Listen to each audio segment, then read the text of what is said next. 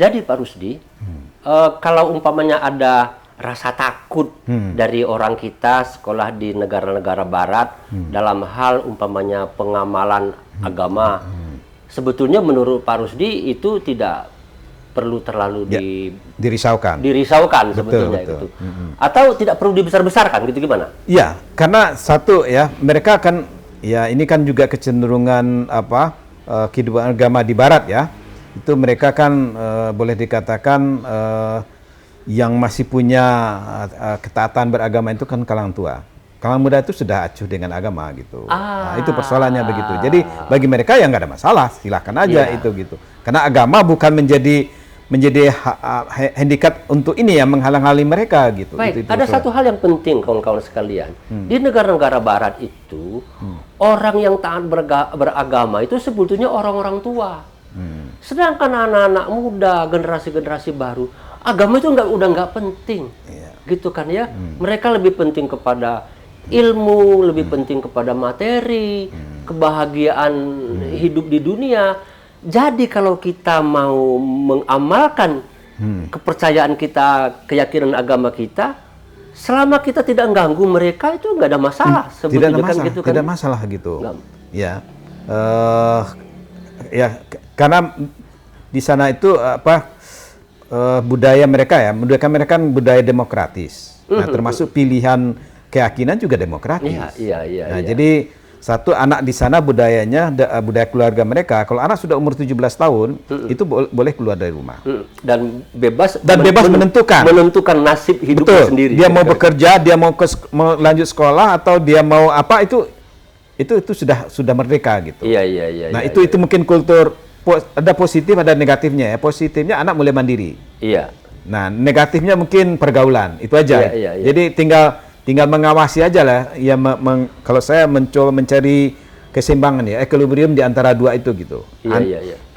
Mengawal anak, memberi kesempatan anak mandiri, tapi pada sisi lain juga ini juga harus siap anak kemudian bisa terjerumus pada pergaulan yang kurang, yang negatif. Itu aja gitu. Lalu guru-guru mereka itu Pak Rusdi, sekolah di luar negeri, lalu peran pengawalan terhadap moralitas anak itu apa nggak ada? Lalu gimana? Ada. Jadi begini, saya ingatkan tadi, nah itu berkait dengan tadi yang saya katakan tadi, imigran yang datang ke New Zealand, ya, yang sekarang ini adalah yang sudah terdidik dan angkatan yang terdidik, generasi yang terdidik gitu. Nah, artinya terdidik dalam pengertian kemudian dia sudah punya kultur budaya. Nah, salah satu budaya mereka itu sudah punya budaya maju. Nah, budaya maju itu diantara adalah satu, sistem mereka sudah mapan. Nah, jadi mereka bekerja dengan sistem dan percaya dengan sistem. Ya, jadi sistem ini kemudian membentuk perilaku mereka. Jadi mereka tidak akan mau berbuat curang, misalnya menipu, itu nggak bisa. Karena sistem sistemnya yang awal dia. Betul. Dia akan rugi sendiri. Betul. Umpamanya ya. Ya, jadi kalau dia misalnya punya SIM kendaraan, dia melanggar atau SIM-nya sudah habis, dia tidak ini kan, dia akan terkena. Karena nanti akan terkontrol sendiri. Dengan single identity. Nah, jadi sistem dia sudah punya single identity. Jadi ketika dia mau transaksi, mau berproses sesuatu, itu terdeteksi. Dia belum bayar pajak, dia belum kir mobilnya belum diinikan, itu terbaca semua gitu. Nah, artinya orang ini terbentuk untuk harus jujur, harus bertanggung jawab gitu. Nah, ini yang saya lihat sudah terbentuk pada masyarakat mereka. Gitu. Nah, di kita belum. Ya, kenapa? Karena itu tadi yang pendidikan sudah membentuk mereka. Karena mereka sudah selesai dengan wajib belajar 9 tahun ya, dan sekarang semuanya sudah sarjana gitu. Rata angkatan sekarang itu sarjana. Saya kira sarjana mungkin kalau saya sudah S2 semua rata-rata gitu. Gitu. Nah, ini yang membentuk nilai, ya nilai-nilai yang lahir dari sistem yang dikembangkan begitu ya. Sehingga kemudian perilaku orang mengikuti sistem. Jadi bukan sistem yang kalah gitu. Nah, ini gitu. Jadi kita memang tidak perlu mengharapkan umpamanya guru lalu ngajarin anak untuk berbuat baik, gitu kan, tidak boleh bohong, tidak melanggar hukum. Kenapa? Karena sistemnya yang sudah built-in sama kehidupan mereka, gitu kan ya. Kalau ada orang yang melanggar hukum, maka dia akan kena sanksi sendiri. Betul. Gitu kan ya, bukan sekadar sanksi sosial. Nanti sanksinya sanksi hukum. Kalau pelanggaran lalu lintas, apa uang di rekening mereka berkurang sendiri nanti. Iya, bisa terdebit gitu. Kira-kira gitu kan ya. Memang kita tidak bisa mengharapkan pendidikan mereka di sekolah mereka umpamanya seperti di madrasah di sini gitu kan ya. Di mana di antara kewajiban guru itu adalah ngontrol anak-anak gitu kan secara moral gitu kan ya. Nah gini, moral tetap ya. Jadi gini, moral agama mungkin itu yang tidak mereka mau masuk intervensi. Karena sekuler. Tapi, ya sekuler. Jadi kalau moral sosial, ya moral kemasyarakatan itu tetap. Jadi misalnya dari TK ya, ketika anak itu sudah diajar untuk satu, say thank you, ngucapin selamat, terima kasih setiap dia mendapatkan sesuatu baik itu materi pun non materi. Itu ini gitu. Kemudian yang kedua, jangan percaya dengan orang asing. Ya, don't believe to stranger gitu ya. Itu. Nah, nilai itu ditanamkan, tapi ditanamkan di awal sekali. Sejak awal. Di TK. Iya, sejak dini. Dan itu baik di sekolah maupun di rumah. Nah, setelah itu lingkungan sudah membentuk tadi. Semuanya teratur gitu. Jadi salah satu mungkin juga yang ini yang saya lihat keteraturan itu yang paling mudah itu di jalan raya. Dan mereka kan karena negara Commonwealth itu mengikuti Inggris. Nah, peraturan juga Inggris. Jadi di Inggris itu peraturan lebih banyak adalah peraturan tidak tertulis, konvensi saja. Nah, misalnya di bundaran kalau itu ada simpang 4 atau simpang 5, ini gimana aturannya? Nah, mereka punya ada sistem give way. Nah, give way itu lihat siapa yang di kanan. Kalau yang di kanan dia muncul dulu, beri dia kesempatan jalan. Yang ini harus nahan, give way gitu, kasih jalan gitu. Itu Yang kedua, kalau posisi di mana? Di jalan utama atau jalan kecil? Nah, itu harus kasih ini gitu. Yang jalan utama. Jalan utama itu udah konvensi. Jadi tidak tertulis gitu ya. Itu sudah ini. Nah, udah nggak perlu diajarin lagi. Nggak perlu diajarin gitu. Jadi sistem yang membentuk ini perilaku orang tadi. Sudah tidak perlu menambahi beban kurikulum untuk mengajarkan ini, mengajarkan itu dan sebagainya. Kalau begitu jadi memang beban kurikuler di sekolah menjadi lebih ringan. Betul. Pak Rudi ya? Lebih ringan. Ya, karena anak saya ya, terutama yang saya amati kemarin itu di jenjang sekolah menengah atas, itu kurikulumnya simple. Ya, yang compulsory yang wajib hanya 5. Jadi itu matematika, sains, ya, kemudian physical science, kemudian language, ya, kemudian satu lagi itu sains, ya itu 5 cuman gitu. Jadi kewajiban untuk ini yang harus diikuti oleh semua itu hanya 5. Iya. Tetapi pilihannya ada 50 kan. 50 pilihan. Nah, di situ sebenarnya ini yang sebenarnya memang pendidikan ini maju karena mereka kemudian mengakomodir kebutuhan individual murid. Nah, di sini sebenarnya ininya kuncinya ya, saya rahasia ya. 5 itu dasar sebetulnya ya. Sedangkan yang lain, pilihan yang lain itu alternatif bagi yang bersangkutan. Betul. Yang bersangkutan ingin menjadi apa? Ya, minat dan potensinya di mana gitu. Itu disalurkan. Kalau yang kira-kira bakal seneng nyanyi gitu kan ya, masuk ke kesenian barangkali begitu ya. Betul, ada yang ekstrim anak saya. Dia ngambil mancing. Iya, mancing menjadi ekstrakurikuler, opsional. Nah, bayangkan. Di kita itu dianggap itu bukan ini ya, bukan pendidikan gitu ya. Bagi mereka itu mata pelajaran. Di kita itu anak-anak main sepak bola bisa dimarahin. Iya, ini mancing jadi. Setelah saya amati betul juga. Karena mancing itu itu membangun konsentrasi fokus. Iya. Itu gitu kan gitu ya kan kalau tidak fokus tidak akan dapat itu ikan gitu kan. Iya. Di sini sebetulnya bisa dimasukkan ke dalam pilihan kayak gitu tuh membatik sebetulnya. Iya, betul, membatik. Membatik itu urusannya dalam sekali sebetulnya gitu. Anak saya yang kedua fashion gitu kan, baju gitu ya, menjahit baju. Itu sampai begitu masuk. Iya. Itu menjadi opsional gitu. Nah, kenapa? Ini yang mungkin karena visi pendidikan mereka bagi mereka bahwa potensi anak itu kan berbeda-beda dan itu harus disalurkan. Ya, tetapi dasar pengetahuan ilmu dasar itu harus diberikan semua. Nah, itu yang mungkin ini yang membuat mereka itu ya anak itu semuanya tersalurkan potensi dan bakatnya.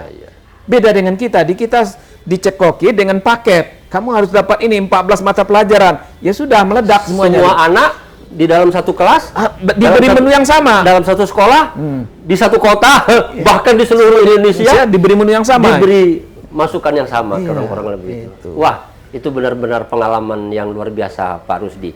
Nah, lalu Pak Rusdi bagaimana melihatnya? Kan kalau di Indonesia sebetulnya ada lembaga pendidikan yang menjadi primadona atau paling tidak menjadi buah bibir lah gitu kan ya. Yakni pondok pesantren, Pak Rusdi. Apakah pondok pesantren itu bisa menjadi model alternatif bagi kita terhadap kekurangan-kekurangan yang kalau di luar negeri kan sistem sosialnya sudah oke, itu gitu kan ya. Betul. Kalau kita kan di luar sekolah kan orang tua guru mengajarkan untuk bersedekah umpamanya. Nanti pas keluar dari sekolah orang tidak bersedekah. Maka dibilang jangan ngasih orang yang di lampu merah gitu kan. Jadi ada kontradiksi. Nah, pesantren kan itu memberikan semuanya kehidupan itu. Barangkali itu bisa menjadi model alternatif. Gimana Pak Rusdi? Ya, saya termasuk yang yakin gitu ya, bahwa untuk kita ya, untuk pendidikan kita di Indonesia itu pilihan alternatif ke depan itu adalah pendidikan pesantren yang dikawinkan dengan pendidikan umum sekolah. Pendidikan pesantren dikawinkan dengan pendidikan umum sekolah. Iya. Seperti yang kita kenal pada umumnya. Oh, berarti jadi dong Pak Rusdi, pesantren itu kan yang nginep Pak Rusdi? Ya, betul. Boarding. Jadi boarding. Iya, boarding gitu. Iya. Nah, karena gini, dasar pikirnya apa? Ada dasar pikirnya ya. Saya lihat begini. Pendidikan umum kita dalam bentuk sekolah umum itu menghasilkan lulusan yang unggul di dalam intelektualitas atau di kognitifnya ya, di aspek kognitif gitu. Sains lah kira-kira gitu kan ya. Ya, tapi sedikit agak gagal tanda kutip ya di dalam pembentukan moral budi pekerti. Karena ini tidak terbentuk. Kenapa? Karena guru lebih banyak diberi tekanan tanggung jawab untuk menyelesaikan materi kurikulum. Itu persoalannya, karena kurikulum kita terlalu padat gitu. Itu satu. Ya, itu keunggulan kelemahan sistem sekolah. Nah, sistem pondok itu punya keunggulan. Keunggulan adalah karena santrinya mukim, itu pembentukan moralnya bisa efektif karena 24 jam dan itu dikawal oleh ustadz dan kiai. Dan kiai menjadi faktor utama pembentuk karakter tadi begitu gitu. Nah, saya punya keyakinan kalau ini dikawinkan. Dua keunggulan sekolah dengan pengembangan akademisnya, intelektualnya ya, kognitifnya dikawinkan dengan pendidikan pesantren ya, dengan keberhasilannya melahirkan anak didik yang berakhlak, yang bermoral gitu ya, berbudi pekerti yang baik gitu ya. Itu dahsyat. Wah, ini menarik sekali nih. Lulusan New Zealand gitu kan ya. Lulusan sekolah barat mikirin pesantren, bagaimana pesantren itu digabungkan katakanlah gitu dengan lembaga sekolah yang sudah ada di Indonesia untuk mengatasi kekurangan-kekurangannya. Konsepnya itu adalah menyatukan sistem pendidikan pesantren dengan sistem pendidikan sekolah. Dalam hal ini sudah terbentuk MOU antara Kementerian Pendidikan dan Kebudayaan dengan Kementerian Agama, gitu kan. Tentu saja Kementerian Pendidikan itu mengintervensi atau memberikan akomodasi dari sisi keilmuannya, mungkin sains dan teknologi, sedangkan Kementerian Agama yang dalam hal ini ujung tombaknya adalah kiai di pesantren, para pelaku stakeholder di pesantren itu membangun kesadaran beragamanya. Dan ternyata ini sudah mendapatkan respon dari semua pihak. Gitu kan ya. Lalu implementasinya sejauh mana? Karena Pak Rusdi itu kan baru baru semacam tahap awal ya. Jadi tahap awal ya, dari hasil itu kita mengidentifikasi, nanti saya kasih ada bahan. Jadi kita menemukan menemukan hasil riset yang pertama itu. Jadi ada kondisi begini pondok pesantren kita itu. Ada yang pondok pesantren yang ada sekolahnya itu sekolahnya maju. Ya. Pondok pesantrennya lemah. Sekolah maju, pondok pesantrennya yang lemah. Lemah gitu. Kemudian ketemu lagi ada pondok pesantren yang maju, agamanya maju, tapi sekolahnya lemah, akademiknya lemah gitu. Ya. Kemudian yang ketiga, nah dua-duanya lemah.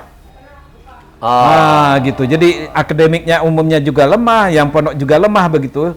Nah, ini kita kemarin mengembangkan ini ada tiga ini gitu.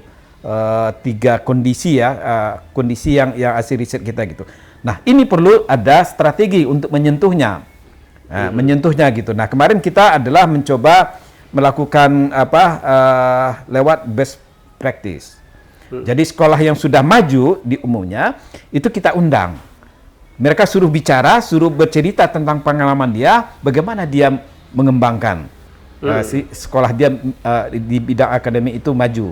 Kemudian yang pondoknya maju, kita suruh cerita juga kiai untuk berbicara, ya apa yang menjadi ini kan ya, nilai-nilai apa gitu ya, kemudian kegiatan-kegiatan apa yang kemudian menjadi penting untuk meningkatkan itu nilai keunggulan pondok pesantren itu. Nah, itu menjadi menarik gitu, menjadi menarik gitu ya. Jadi itu yang kemudian terjadi kolaborasi begitu ya, kolaborasi antara tidak hanya di tingkat pemerintah ya, di tingkat kementerian, tapi juga ini kan mengimbas kemudian juga ke tingkat bawah. Dan memang kemarin terus terang di awal tahun awal kita intervensi dari pusat langsung ke sekolah. Jadi kita kemarin karena baru pilot project baru pilot project gitu. Nah, kemudian tahun-tahun berikut kita melibatkan Kanwil, melibatkan Kandepak gitu. Karena nanti untuk sekolah kan itu dinas pendidikan yang punya tanggung jawab melakukan eksekusi di bawah gitu. Kemudian untuk Kementerian Agama yang melakukan eksekusi juga adalah Kandepak gitu. Nah, ini kita coba lakukan. Nah, untuk itu kita lakukan ada juga konsolidasi. Jadi mereka kita undang, kita berikan pengarahan, BIMTEK juga untuk kalangan pejabat-pejabat ya, pengelola pendidikan gitu. Dan alhamdulillah semua berjalan smooth gitu. Nah, di akhir ini periode kemarin itu jadi program berjalan hampir 10 tahun, 2008, kemudian runningnya itu 2009, berakhir 2018 kemarin. Mohon maaf Pak Rusdi, sukanya itu kan kalau di kita ini ya Pak, yang namanya kerjasama, itu kerjasama itu kan cuma bagi-bagi saja, gitu. Anda ngasih apa, saya ngasih apa, kira-kira gitu. Kalau udah dalam bisnis umpamanya, oke, modal saya, gitu. Anda barang yang mau dijual gitu kan ya. Jadi dia sebetulnya menyatukan dua hal yang memang berbeda, gitu. Ya ada dikotomi pendidikan yang seperti itu kan ya. Pendidikan di Indonesia itu sudah oke. Pendidikan agamanya ada, pendidikan umumnya ada, sudah oke. Tapi itu kan dua hal yang istilah saya itu dipaksakan saja. Pendidikan seharusnya kan bukan begitu. Pendidikan itu kan satu kesatuan, tidak terbelah-belah gitu kan. Nggak ilmu saja, akhlak saja, keterampilan saja. Jadi gimana nanti sekolah yang berbasis pondok pesantren itu menurut pemikiran Pak Rusdi? Nah, ini yang kemudian kita lanjutkan ketika sudah setting ininya sudah terbentuk gitu ya. Jadi ada visi, menyamakan visi sudah ketemu. Nah, pada periode kedua ya, tahun ketiga kita masuk itu, nah kita sentuh adalah kurikulum. Nah, jadi kurikulumnya diintegrasikan. Nah, silahkan ini ya, nanti implementasi itu disesuaikan dengan kondisi lokal masing-masing pondok gitu. Nah, tetapi kemudian kita sudah memberikan, jadi kurikulum harus dilihat sebagai satu kesatuan. Jangan lagi dipisah antara kurikulum sekolah dengan ini. Nah, walaupun mungkin secara teknis masih terpisah, tetapi di dalam implementasi, dalam pelaksanaan, dia harus integrasi. Nah, jadi kita misalnya anak sebelum sekolah itu kan ada program pondok dulu pagi, sholat subuh berjamaah, kemudian ada pembinaan oleh kiai, ya habis sholat subuh gitu kan, kemudian mereka mandi, kemudian masuk sekolah. Nah, masuk sekolah ini kemudian pelajaran sekolah yang tidak selesai di siang itu di sore itu dilanjutkan oleh pondok gitu. Nah, kemudian Itu salah satu versi. Ada versi yang lain. Misalnya saya ketemu di Aceh. Di Aceh Tenggara itu pesantrennya malah pagi. Pagi pesantren, sekolah siang. Nah, gitu. Jadi, tetapi kurikulumnya itu mereka sudah integrasikan, menyatu di dalam sebuah roster jadwal gitu. Nah, ini yang saya kira mungkin intinya di sini gitu. Itu satu. Yang kedua, kita masukkan juga yang kita sentuh adalah kegiatan ekskulnya. Jadi ekskulnya juga harus menyatu. Jadi kegiatan yang bersifat keagamaan, ya itu juga masuk juga menyatu dengan kegiatan pramuka. Anak-anak itu kan nginep ya, baru dia. Betul, nginap. Mereka santri mukim. Artinya kan ekskulnya itu memang bisa dikelola dengan enak, mau malam sekalipun, kira-kira gitu kan ya. Betul, ya gitu. Jadi ekskul, misalnya ekskul bisa disatukan gitu. Ya, jadi dalam pramuka ada juga kegiatan pembinaan keagamaan. Nah, kayak begitu. Dalam kesenian, kemudian dalam keterampilan tata boga dan sebagainya. Ekskul itu tetapi tidak harus A, harus B gitu. Betul. Ekskulnya. Ya. Situasional sesuai dengan pilihan kondisi lokalnya kan. Betul. Oke. Potensi yang sudah berkembang apa dan itu kemudian ini gitu. Nah, untuk itu kita dari pusat itu memfasilitasi. Jadi satu yang kemarin rutin itu sudah kita lakukan memberikan dana pembinaan. Jadi ada pembinaan akademik itu antara 50 juta sampai 100 juta lah gitu, ya. Kemudian ada dana kedua, dana keterampilan. Untuk yang punya keterampilan kita berikan lagi 25 juta itu gitu. Nah, kalau dia maju lagi kita tambahkan lagi itulah begitu. Nanti sampai dia mandiri gitu. Itu gitu. Nah, untuk Kemenak itu kita hanya minta mereka memfasilitasi asrama dan pengertian ruangan gitu. Ruangan untuk asrama gitu. Karena beberapa pondok kita lihat itu ada kekurangan ya. Karena volume satu kamar itu cukup padat gitu. Nah, kita butuh tolonglah kan biar anak belajarnya nyaman begitu ya, tidurnya nyaman begitu, itu diberi fasilitas gitu. Kembali Pak Rusdi, yang sudah populer di kalangan masyarakat itu kan ada yang namanya boarding school gitu kan ya. Apa bedanya lah dengan boarding school yang sudah ada di masyarakat? Nah, kita kemarin begini ya. Jadi ada yang unik dari program ini, sekolah berbasis pondok pesantren ini. Ini sekolah program yang lintas kelompok, lintas ini gitu. Jadi di anggota kita ada sekolah boarding Muhammadiyah, ya. Jadi ada sekolah ini SMP IT, ya. Jadi ada kemudian sekolah NU, ada sekolah Persis, itu menyatu. Jadi karena kita kemudian ini berangkat dari penelitian awal kita kemudian mencoba mencari ini kelompok-kelompok ini ya sekolah yang berdasarkan paham-paham yang muncul gitu. Dan di kita kemudian ini disatukan. Mereka berkumpul bersama, kemudian bercerita pengalaman yang sama dan itu terjadi sebuah proses. Pak, yang membuat bersatunya itu apakah mereka didorong untuk bersatu atau memang ada sesuatu yang ada di sekolah berbasis pesantren itu yang mengakibatkan orang ya siapa saja bisa masuk? Ya, satu mungkin awalnya yang jelas kalau dari kami tim itu kan mengembangkan sebuah isu. Mari kita kalau kita ingin memajukan pendidikan bangsa ini, ya kita harus mencari sebuah alternatif pendidikan unggul. Nah, pendidikan unggul itu adalah satu model adalah mengintegrasikan keunggulan sistem sekolah dengan keunggulan sistem pondok pesantren. Itu yang kita jual. Dan ini mereka kemudian sadar. Masing-masing stakeholder itu berlomba-lomba untuk mereka bersama-sama melahirkan mewujudkan sekolah unggul di lingkungannya masing-masing. Kira-kira itu yang ini ideal kesadaran yang muncul dari ketika kita mensosialisasikan gagasan. Jadi tidak Pak Rusdi, tidak lalu disamakan di seluruh Indonesia sekolahnya sama tidak sama. Kita tidak. Jadi kita mengambil yang sudah given, yang sudah tersedia di masyarakat. Itu yang kita bina. Ya, jadi macam-macam jenis bentuknya begitu. Jadi ada yang paham NU, paham Muhammadiyah, ada Persis, ada PUI, ada SMP IT, ada gitu. yang science oriented, betul. Ada yang morality oriented, gitu betul, kan. Ya, lalu semua lalu. Betul. Jadi berkumpul dari sekolah yang sudah maju, ya. Misalnya kalau yang kemarin itu kita ada Latansa itu masuk juga, ya. Sampai kemudian yang masih terpencil gitu ya.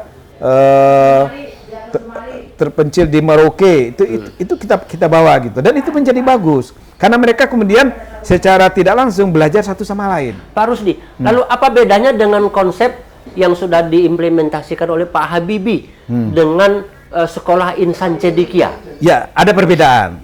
Jadi kalau Insan Cendekia itu lebih boarding, lebih kepada boardingnya, lebih pada boarding. Nah, artinya asrama, dan di situ ada kelemahan pada pembinaan agamanya. Oh, maaf kalau gitu.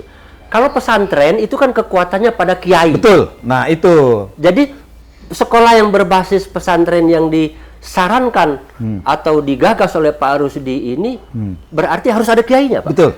Gitu kan ya? Ya. Itu kunci karena itu esensi dari konsep pondok pesantren adalah kiai. Esensinya itu. Jadi kiai, karena kiai ini adalah salah satu model pembentukan akhlak itu ada di dia. Baik. Itu. Nah, di sekolah Insan Cendekia ada kelemahan karena yang menjadi model tadi itu hanya sekedar guru agama. Iya. Nah, guru agama yang kadang-kala bukan lulusan pesantren. Hanya lulusan madrasah aliyah. Nah, di situ kelemahannya gitu. Baik. Menarik sekali kawan-kawan sekalian. Apa konsep yang ditawarkan oleh Pak Rusdi yang sesungguhnya sudah dijalankan meskipun masih dalam pilot project ya. Mencari alternatif model pendidikan yang lebih integrated sifatnya gitu kan. Integrated baik dari segi moralitas dan keilmuannya gitu kan ya. Keislaman, kalau yang Islam itu kan, dan sains modernnya gitu kan ya, integrated dari segi kemudian perspektif stakeholdernya gitu kan. Ada yang lebih, mohon maaf, kita itu kan suka berkelompok gitu kan ya, ada yang Muhammadiyah gitu kan ya, ada yang NU, ada yang sekuler, ada yang apalagi macam-macam, karena masyarakat Indonesia itu sangat majemuk gitu kan ya. Integrated juga dari segi mungkin persoalan kepentingannya gitu kan ya. Ada nanti ini berbasis partai politik anu gitu kan, ini politik anu gitu. Nah, sistem yang ditawarkan oleh Pak Rusdi ini adalah menyatukan semua itu demi kepentingan anak-anak kita di generasi penerus bangsa Indonesia itu dalam sebuah lembaga pendidikan yang unggul. Itu. Nah gitu kan, formulanya adalah sebetulnya di kita gampang, lebih mudah sebetulnya. Mengawinkan keunggulan sistem sekolah dengan mengawinkan keunggulan sistem yang itu tidak dimiliki oleh New Zealand, Mbak ya. Di negara Barat itu di negara-negara Barat, di Eropa, Amerika, Kanada itu tidak punya. Kita sebetulnya tinggal menyatukan, mengawinkan saja. Tapi jangan kawin paksa, kira-kira begitu kan, jangan kawin paksa. Mengawinkan antara keunggulan sistem pesantren dengan keunggulan sistem sekolah. Baik, Pak Rusdi, ini menarik sekali. Kayaknya nggak pernah bisa selesai, ini nggak ada ujungnya, gitu, Pak Rusdi. Apa namanya kira-kira pesan atau saran Pak Rusdi kepada semua kita lah, gitu, baik pemerintah, masyarakat, stakeholder pendidikan lah kira-kira. Yang satu saya kira saya sebenarnya masih berharap ya, karena kemarin program ini sudah menjadi salah satu program prioritas di Kemendikbud, dan itu sudah masuk di pengawasan di kabinet kemarin itu programnya gitu ya. Nah, cuman memang kemarin ada terus terang saja ya, saya ingin mengimbau teman-teman yang di Kemenak ini untuk lebih proaktif gitu ya, karena ini program unggulan gitu ya, yang teman-teman Kemendikbud itu punya political will untuk terlibat penuh gitu kan gitu. Nah, tinggal teman-teman di Kemenak ya, kalau sedikit punya girah semangat mendukung ini, saya kira ini yang akan merasakan ya, ini adalah masyarakat umat kita begitu itu. Baik. Nah, yang kedua mungkin perguruan tinggi ya. Perguruan tinggi saya kira juga sudah mulai arus ini. Jangan terlena dengan hal yang bersifat terlalu teoritik gitu ya. Jadi perlu dijabarkan kepada konsep-konsep yang aplikatif gitu ya, yang membumi solusi terhadap untuk menyelesaikan persoalan gitu. Jadi karena perlu ada terobosan untuk mengembangkan mutu pendidikan kita di Indonesia ya. Terobosannya adalah mencoba mengidentifikasi keunggulan-keunggulan dan keunggulan kemudian kita coba rumuskan dan kita kembangkan menjadi sebuah program gitu. Baik, nah, baik. SBP adalah sebuah program gitu ya. Jadi kita tidak menamakan dia lembaga, dia adalah program. Nah, jadi karena dia program, dia menjadi fleksibel. Dia bisa masuk ke macam-macam bentuk yang ada tadi begitu. Bukan barang baru. Bukan barang baru gitu. Nah, tapi semangatnya baru, visinya baru, itu yang perlu kita inikan gitu. Kita gugat lagi kepada masyarakat gitu ya.